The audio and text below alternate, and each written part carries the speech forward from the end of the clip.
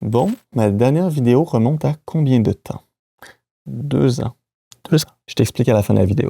J'étais sur Instagram hier soir et rapidement un sentiment de découragement est monté en moi. J'ai rien vu de choquant ou d'intense. Il n'y a aucune publication spécifique qui m'a dérangé. J'ai plutôt pris conscience d'une mode qui est hyper présente depuis quelque temps. C'est quelque chose dans laquelle j'embarque absolument pas, mais que je peux comprendre, surtout dans notre monde actuel. As-tu déjà entendu le terme biohacking? Le biohacking vise à permettre de passer d'un état de bonne santé à un état d'optimisation des capacités tant physiques que mentales. Le problème avec la mode du biohacking, c'est que les gens qui ne sont pas d'abord dans un état de bonne santé se mettent déjà en mode optimisation de leur santé. Des exemples de pratiques de biohacking sont l'électrostimulation musculaire, la cryothérapie, les saunas, s'injecter des cellules souches, les nootropics, qui sont des substances supposées améliorer nos fonctions cognitives. Bref, c'est des techniques qui sont des fois assez poussées pour devenir soi-disant surhumains et c'est souvent pratiqué par des gens qui n'ont pas encore maîtrisé la base, celle d'une santé optimale. Et tout ça me laisse perplexe. Et oui, je suis d'accord qu'optimiser, c'est bien. Je suis le premier à toujours vouloir optimiser mes entraînements.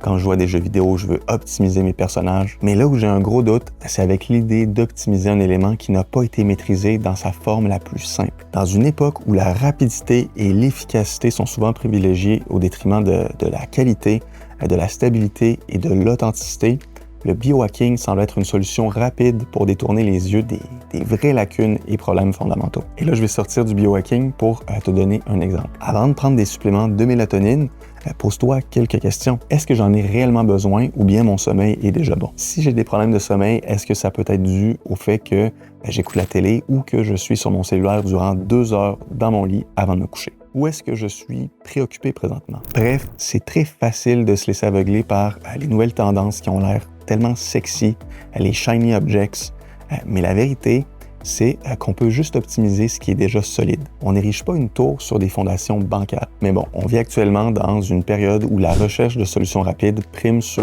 les méthodes traditionnelles et éprouvées. Et ce qui m'attriste, c'est que personne, ou presque plus personne, ne semble prendre le temps de faire les choses correctement dès le départ. Ou personne veut prendre le temps de s'impliquer dans un processus qui va demander du temps. Actuellement, j'ai l'impression qu'on cherche vraiment à tirer sur la fleur pour qu'elle pousse plus vite. Avant de se lancer dans des stratégies sophistiquées de biohacking, peut-être qu'on devrait revenir aux fondamentaux. Une alimentation saine, un sommeil régulier, une activité physique quotidienne. Oui, peut-être que ça semble simple et aussi non sexy par rapport à tout ce que je viens de mentionner, mais c'est les éléments clés pour un bien-être véritable. Et après ça, si tu peux et que tu veux opter pour des stratégies de biohacking, c'est génial, vas-y, mais garde en tête qu'elles ne sont absolument pas nécessaires pour une bonne santé. Parce que si on essaye d'améliorer notre santé, mais qu'on est sédentaire, que notre alimentation se compose essentiellement d'aliments transformés et que la plupart de nos calories proviennent de l'alcool, on n'a pas besoin de faire du biohacking et d'acheter les suppléments de notre influenceur préféré. Il ne faut pas laisser ces protocoles complexes ou ces étapes supplémentaires nous convaincre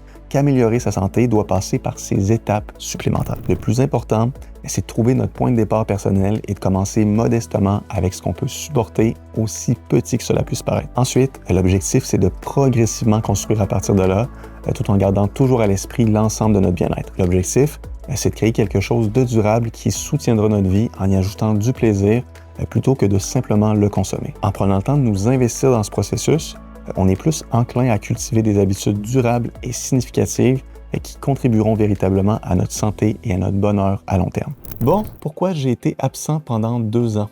Donc, si tu ne le savais pas déjà, je me suis associé avec un autre entraîneur qui s'appelle Alexis Gabory. Ensemble, on a créé Stenios et on crée du contenu, mais sur sa chaîne YouTube qu'on a transformée en la chaîne Stenios. Et on a créé une plateforme en ligne d'entraînement. Et dernièrement, Alexis m'a annoncé qu'il voulait quitter le projet pour se concentrer sur d'autres choses. Il voulait parler d'autres sujets que l'entraînement au poids de corps, la calisthénie. Il ne voulait pas se restreindre à ce sujet-là, tandis que moi, je suis toujours autant passionné, je suis toujours à fond là-dedans.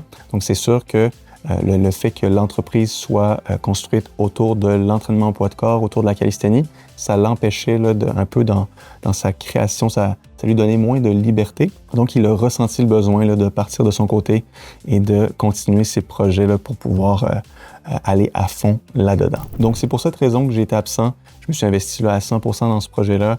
Je faisais tout mon temps était consacré là, à la création de la plateforme, la création là, de contenu, de vidéos, de programme pour Stenios. Donc, j'ai repris le flambeau à 100% de Stenios, mais là, je vais revenir sur YouTube, republier plus fréquemment.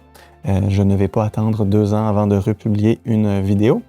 Donc, le sujet va toujours là, graviter, les sujets vont toujours graviter autour là, de l'entraînement poids de corps.